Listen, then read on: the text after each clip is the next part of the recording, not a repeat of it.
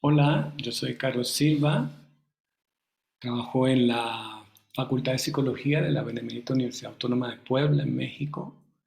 Aunque vivo aquí, pues yo nací allá en Venezuela y estoy muy contento de que me hayan invitado, así que agradezco a Leonor Mora, quien fue la persona que tomó la iniciativa de invitarme en el marco de estas jornadas puertas abiertas del posgrado de la Facultad de Humanidades y Educación de la Universidad Central de Venezuela. Voy a leerles mi trabajo, que se llama Moverse o no moverse, consideraciones rédicas sobre un dilema covidiano.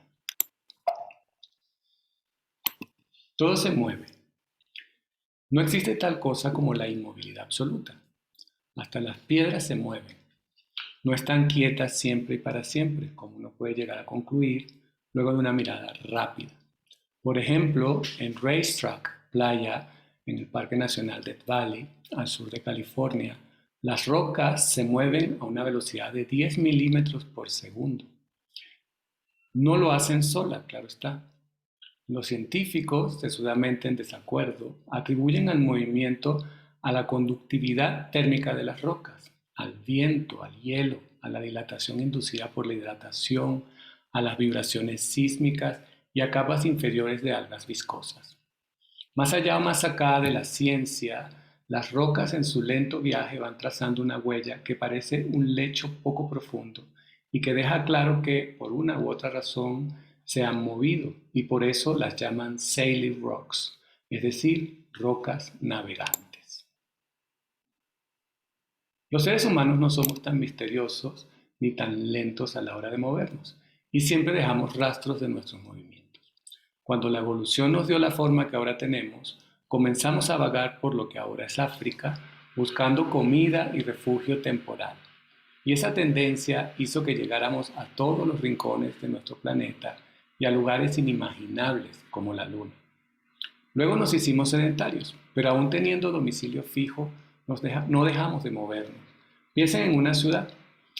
Las edificaciones que nos alojan, que también se mueven, como todos sabemos, parecen permanecer fijas, pero entre un edificio y otro vemos a humanos en constante movimiento. Construimos vías para que vayamos de un lugar a otro, como calles, avenidas, aceras, y artefactos que nos muevan, como carros, aviones, barcos, bicicletas. También construimos cosas para que nos movamos dentro del lugar en el que estamos, como ascensores, pasillos, escaleras, sillas con ruedas, etc.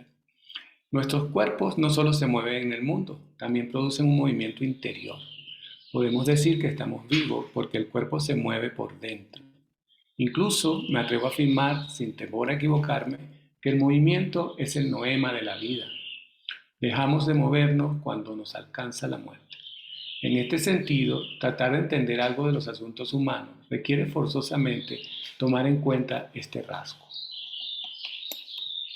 Desde el comienzo de mi carrera como psicólogo social, me ha interesado precisamente eso, el movimiento del ser humano hacia el otro y por el otro. Y tratando de resolver ese interés, acabé en el año 2007 estudiando la movilidad urbana, que es ese intercambio entre alteridades, pero en un espacio particular que es la ciudad. No los aburriré aquí con el catastro de mi trayectoria académica. Solo daré un enorme salto hasta los tiempos covidianos, centrándome precisamente en la movilidad urbana. Seguramente la audiencia ya tiene más o menos claro de qué va la pandemia y de los estragos que ha causado y sigue causando el virus. Entre los muchos efectos, casi todos lamentables, uno de los que han sido más controvertidos ha sido la reducción de la movilidad. Quédese en casa es el imperativo generalizado de nuestros tiempos. En adelante les hablaré un poco de algunas transformaciones de la movilidad por efecto de la pandemia y sobre las limitaciones a ese núcleo noemático que nos hace ser lo que somos. Lo haré desde la perspectiva de la teoría del actor red, en adelante ANT por sus siglas en inglés. Esta teoría no es un cuerpo sistemático de conceptos, sino una disposición comprensiva. En este sentido, para que un estudio se enmarque en la ANT, solo tiene que asumir los siguientes principios generales. 1. Dar a los no humanos un tipo de agencia más abierta que la causalidad natural y más eficiente que la simbólica. 2. No predicar ni procurar la estabilidad de lo social, así como tampoco usar lo social para explicar en un estado de cosas como si fuera la explicación definitiva. Hay que asumir que aquello que se asocia se modifica por la inclusión de más asociaciones y de más agentes y que pocos son sociales. 3. Olvidar la dispersión y la desconstrucción y trabajar para reensamblar lo social. La dispersión, la destrucción y la desconstrucción no son las metas que deben alcanzarse, sino lo que necesita ser superado. Es mucho más importante saber cuáles son las nuevas instituciones, procedimientos, conceptos, objetos y cosas que sirven para reconectar lo social. Dicho de un modo más concreto, la ANT se interesa por los mundos constituidos por las personas y por la miríada de entidades impersonales que sostienen esos mundos. Incluso en situaciones donde parece que prima la inmaterialidad y el desprendimiento objetual, como en la creencia religiosa, el soporte está hecho de cosas. Piensen, por ejemplo, en la religión católica. Aparentemente, lo que sostiene esta religión es la fe, pero vista de cerca, la fe requiere de templos, altares, velas, bancas, copas, libros, sillas, sotanas, cruces, estatuas, rosarios y otros objetos para poder realizarse. Para un católico, la transustanciación sería incomprensible y no podría afectar el espíritu sin el pan y el vino. Por eso las misas en línea son experimentadas como insustanciales. Yo vivo en un pueblo donde en casi cada esquina hay una iglesia, así que prácticamente a diario se celebra a un santo. En casa nos enteramos de esas celebraciones no porque nos llega la fuerza de la fe, sino porque a las 6 de la mañana escuchamos el estruendo de los fuegos artificiales. Es literalmente una fe explosiva, parte espíritu, parte pólvora. Entonces, sin los objetos religiosos, tal vez no desaparezca la fe, pero puede que esa religión acabe desplomándose. Entonces, para estudiar la movilidad urbana me sigo de esta lógica de la ANT, según la cual moverse requiere la conexión con entidades no humanas. Comienzo pues a hablar de lo anunciado. No hay que moverse. Hay en China un municipio llamado Chongqing, creo que se pronuncia Chongqing, donde viven 30 millones de personas. De esta cantidad, poco más de 18 millones de personas hacen su vida en la zona urbana. Allí, unos científicos estudiaron el impacto de la COVID-19 sobre la movilidad urbana, enfocándose en el uso y las trayectorias de 2.862 taxis. Como ya se esperaba, la distancia de viaje no cambió, pero la velocidad de viaje aumentó significativamente debido a la reducción del volumen de tráfico durante el periodo epidémico. La tasa de utilización del kilometraje y la tasa de utilización del tiempo de los taxis disminuyeron. El ingreso mensual promedio de los conductores fue el más bajo. Los viajes innecesarios se redujeron considerablemente, mientras que los viajes necesarios relacionados con la supervivencia ocuparon una posición dominante. Nótese cómo ese agente motorizado, el taxi, deja un rastro que nos permite entrever un cambio sustancial en el modo como la gente se movía antes y durante la pandemia. En un estudio realizado en varias megaciudades de India, Sombre y Argawal encontraron que el impacto inmediato del confinamiento se reflejó en los viajes por trabajo o estudio, los cuales se redujeron significativamente porque muchas personas tuvieron que optar por realizar esas actividades en casa. Durante el confinamiento, muy pocas personas viajaron por actividades primarias y si tenían que moverse, utilizaban el modo de transporte privado. También observaron una caída significativa de las actividades secundarias. Curiosamente, caminar fue la opción de movilidad preferida para activar actividades secundarias, lo que se conoce como modo de viaje activo en comparación con otros modos pasivos, es decir, los motorizados. Lilian y Renata, en Brasilia, dicen algo similar. Si bien la movilidad en general se ha reducido considerablemente, los viajes por motivos laborales y educativos sufrieron la reducción más drástica. El uso del transporte público también se redujo, pero aumentaron los desplazamientos en vehículos motorizados individuales. Muchos optaron por trabajar y estudiar sin viajar. En cuanto a los viajes de compra y servicio, hubo una reducción de la frecuencia y un aumento de compras a través de Internet. Curiosamente, Lilian y Renata encontraron que los estudiantes de pregrado fueron los que principalmente mantuvieron sus rutinas de compra de productos en general durante la pandemia. En cambio, las personas con mayor nivel de escolaridad, mayor nivel de ingreso y mayor edad cambiaron sus hábitos de compra y se mostraron más flexibles a la hora de usar alternativas de movilidad reducida y segura. Los autores dejan claro que la población económicamente vulnerable no puede adherirse a las medidas de distanciamiento debido a la inestabilidad e informalidad de sus actividades laborales. No pueden arriesgarse a perder ingresos. Además, la dispersión geográfica entre residencia y actividad laboral obliga a este grupo a enfrentar diariamente sistemas de tránsito congestionados, incluso durante la pandemia. Asimismo, la educación y el trabajo a distancia no son una alternativa para la mayoría de la población de escasos recursos, debido a la falta de acceso a la tecnología y al servicio de Internet. La posibilidad de cambios en los patrones de movilidad solo está disponible para los grupos de mayor ingreso. Los jóvenes con menor escolaridad y bajos ingresos han sido los más vulnerables. Se vieron obligados a mantener sus rutinas y a viajar aglomerados en transporte público. En relación con esto último, Checa y sus colegas en Barcelona demostraron que en las áreas más vulnerables se restringió menos la movilidad que en las áreas más acomodadas.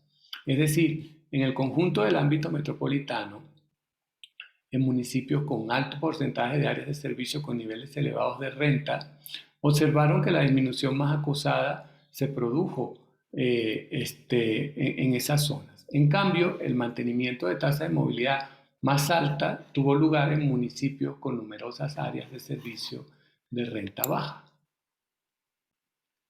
Nishant y sus colegas analizaron datos de movilidad obtenidos por teléfonos móviles en varios países, incluidos India, Francia, España, Bangladesh y Estados Unidos.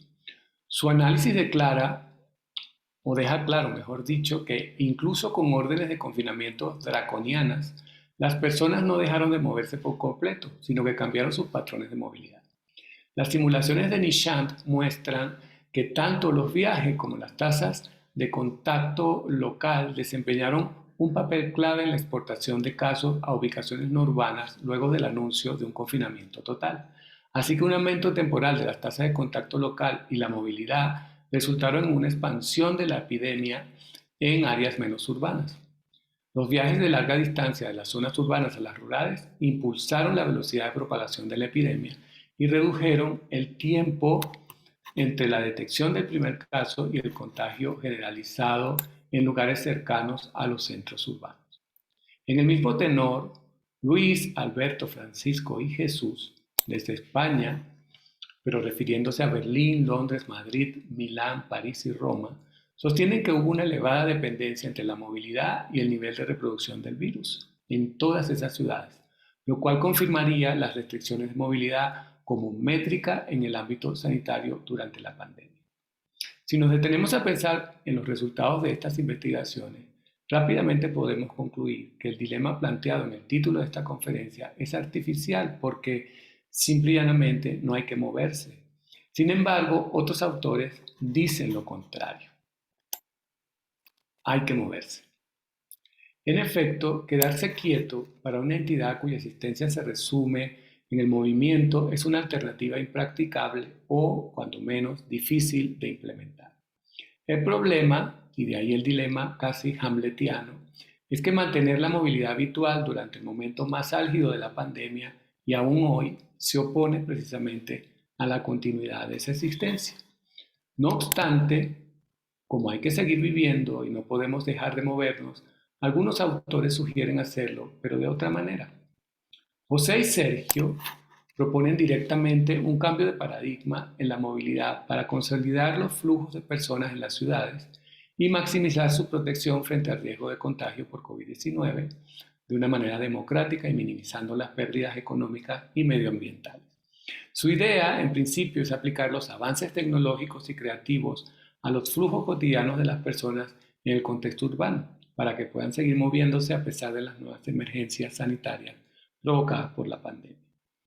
En su propuesta, José y Sergio sostienen que la ciclomovilidad es la alternativa individual viable en el contexto de la movilidad urbana durante la pandemia. A través de la gama de modalidades que se incluyen en este grupo, o sea, bicicletas, patinetas, triciclos, se puede estimular la movilidad individual porque no genera aglomeraciones y al mismo tiempo se contrarrestan los problemas que ha generado el urbanismo fragmentado.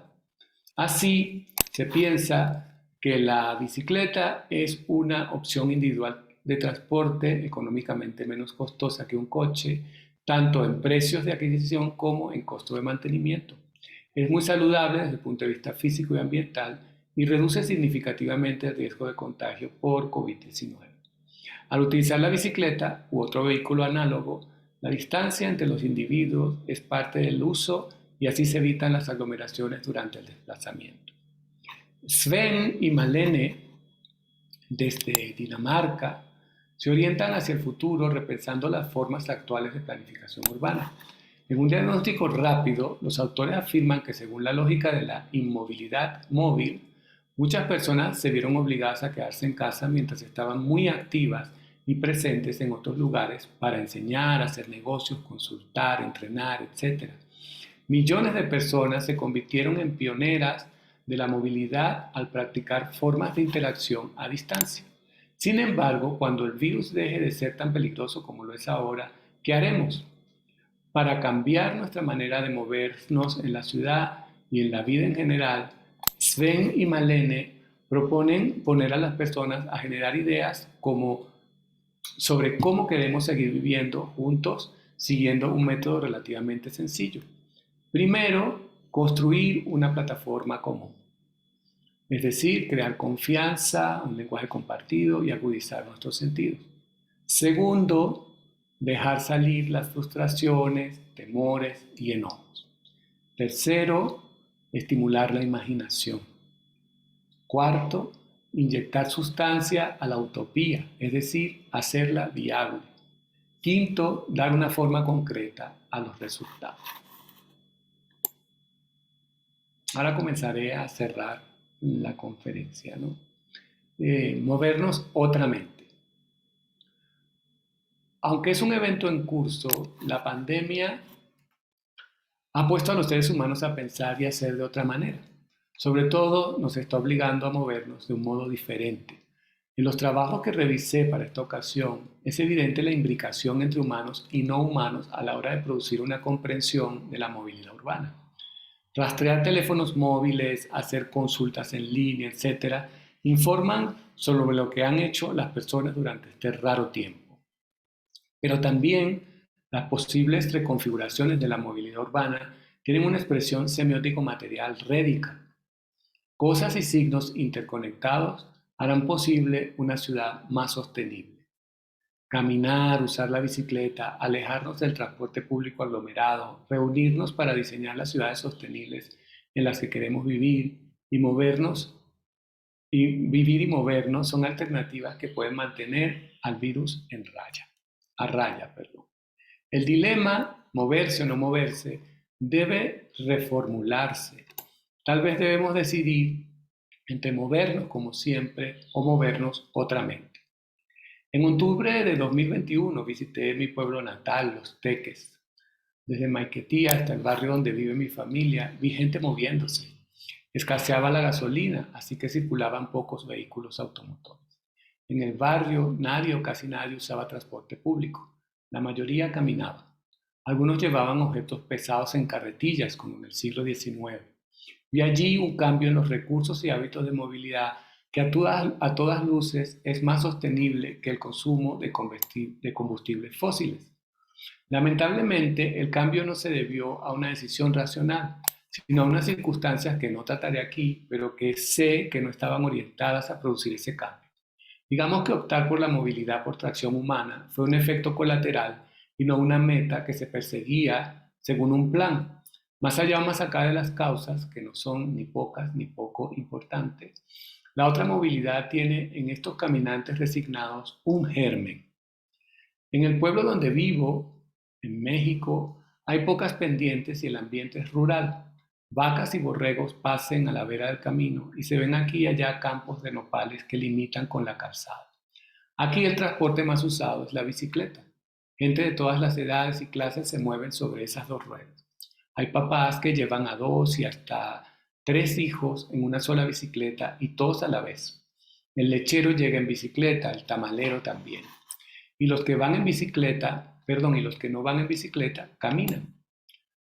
Por supuesto que hay coches, pero lo interesante es que la gente de aquí prefiere la ciclomovilidad. Esta es otra expresión de la otra movilidad que se da de manera consuetudinaria o por traducción sociotécnica de una antigua tradición de las muchas que hay aquí que dicen que es el pueblo vivo más antiguo de América. Dejo hasta aquí mis reflexiones y descripciones. Agradezco de nueva cuenta la invitación que me hicieron para hablar aquí en diferido y espero haber despertado en la audiencia la curiosidad por este tema. Gracias y hasta luego.